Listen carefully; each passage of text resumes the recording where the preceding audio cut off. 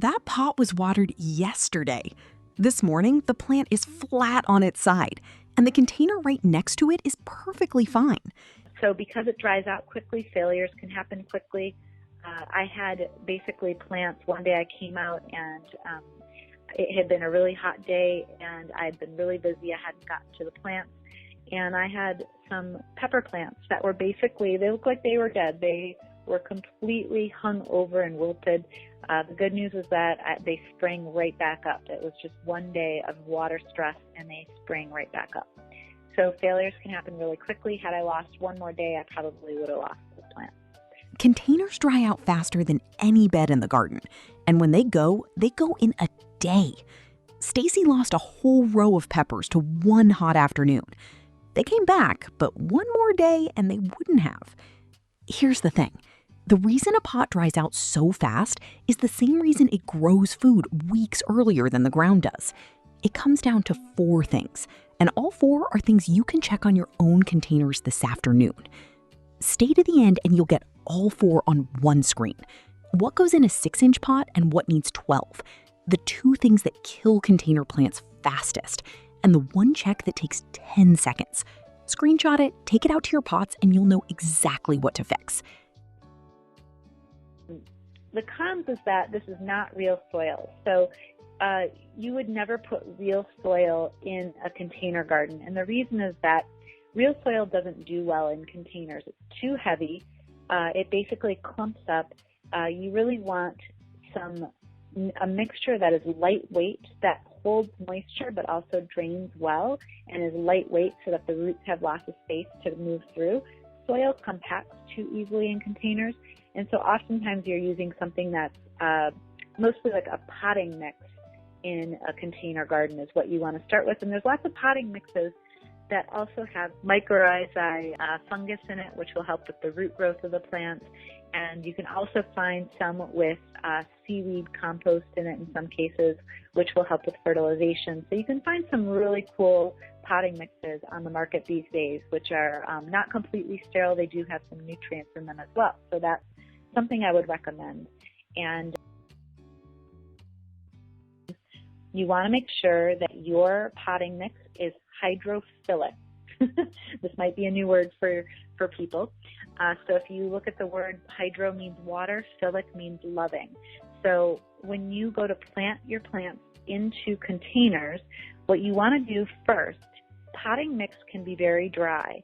And so what you want to do is mix up that potting mix with water. You always want to make sure that that potting mix is moist. Otherwise, what will happen is it's what's called hydrophobic, which means that it's afraid of water. And every time that it gets watered, the water doesn't actually seep into the crevices in that potting mix. It actually just like moves away from all of the potting mix. And the potting mix, it's like dry. It like stays, what's the word for it? It kind of floats on the water.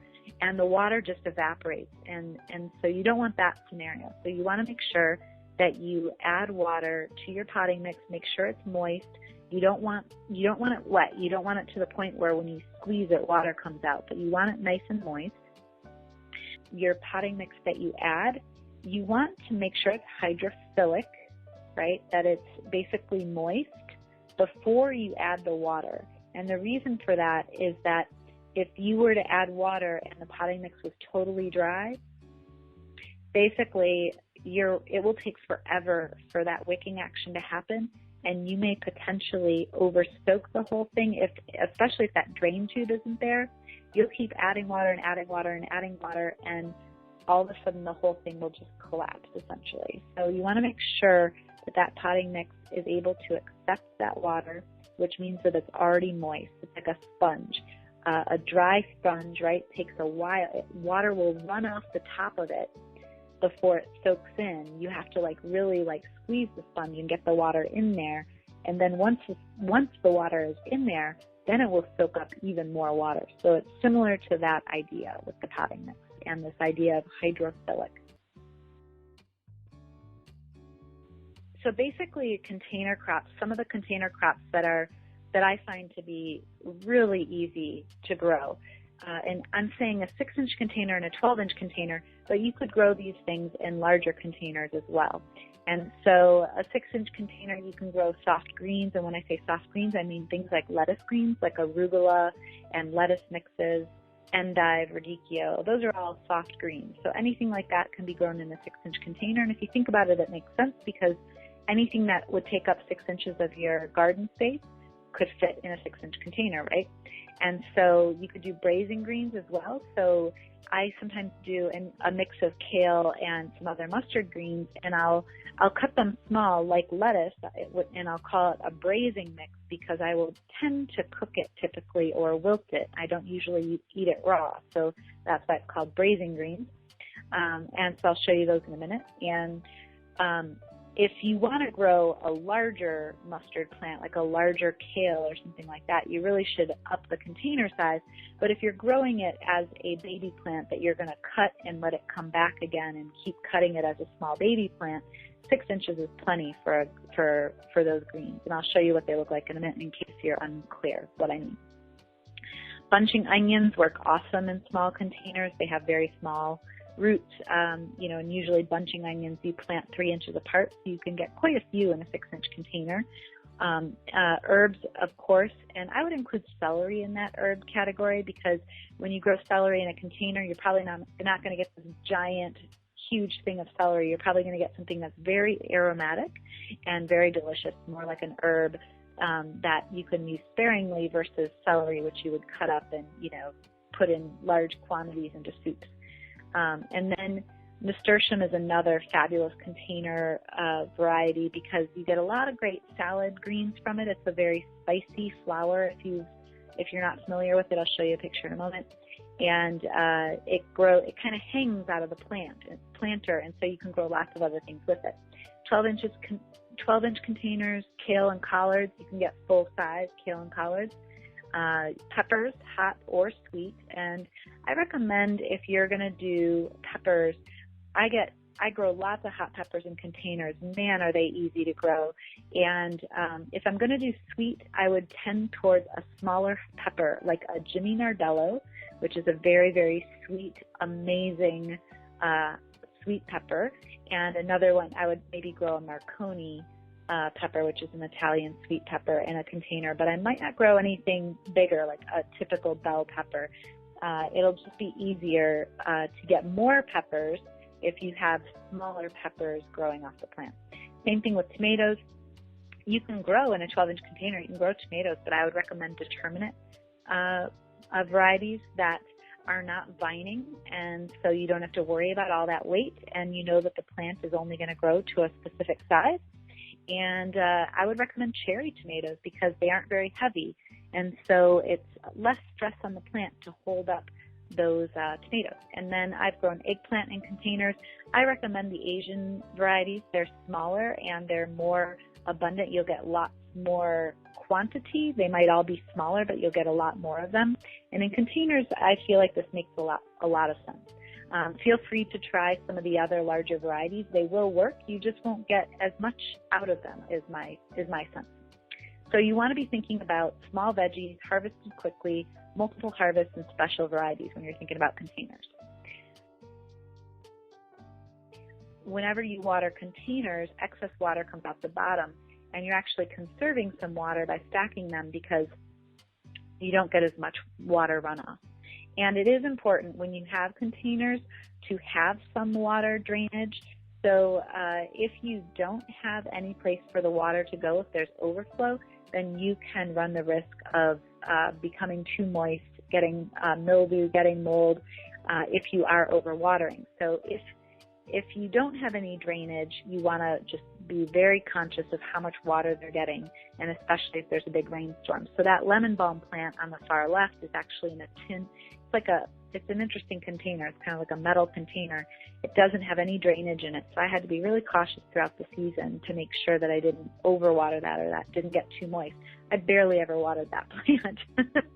All right, and then thinking about these containers and watering, if you are going to go on vacation, or if you want to not have to think about water so much, one of the things that you want to perhaps think about is this idea of self-watering. I have self-watering in quotes because it's not like somebody's watering this or they're watering themselves. You actually are still putting water in the plant, but you're doing it in a way that allows the plant to take as much water as it needs to conserve water and for you not to have to water it all the time. So in this picture are 2 tomato plants in 5-gallon buckets.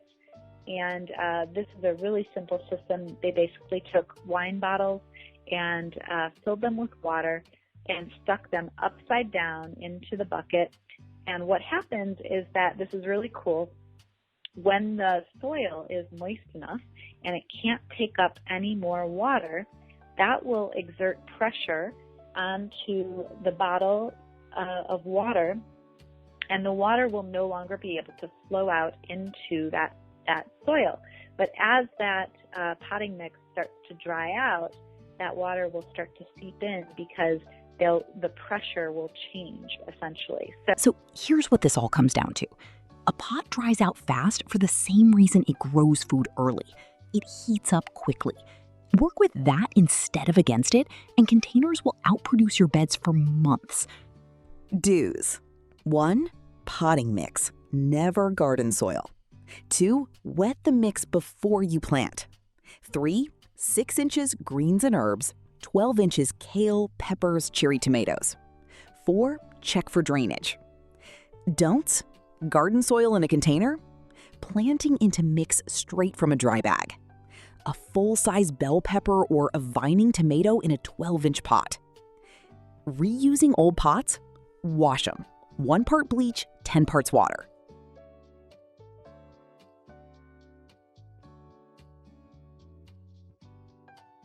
Now imagine having that kind of answer for every problem in your garden. The pests, the soil, the watering, the timing, all of it. That's exactly what we built the Superfood Garden Summit for. 15 of the most trusted growers alive, each handing you the one thing that changed everything for them. And it's completely free. Here's a look. So what's actually inside the Superfood Garden Summit? Here's a look. Across 4 themes, you'll learn it all. Building living soil, growing abundance, turning your harvest into everyday meals and remedies, and using your garden to nourish your health and the people you love. You'll learn from 15 of the most trusted teachers in regenerative gardening, herbal medicine, and home food production. Names like Charles Dowding, Ocean Robbins, Seja Popham, Kami McBride, Matt Powers, and many more, each sharing one practical, transformative lesson. Hosted by Denise Bynes, owner of Grow Your Own Vegetables, on a mission to help 1 million new gardeners grow their own food.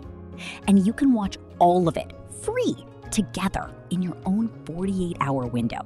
Go to growyourownvegetables.org/summit and start watching today.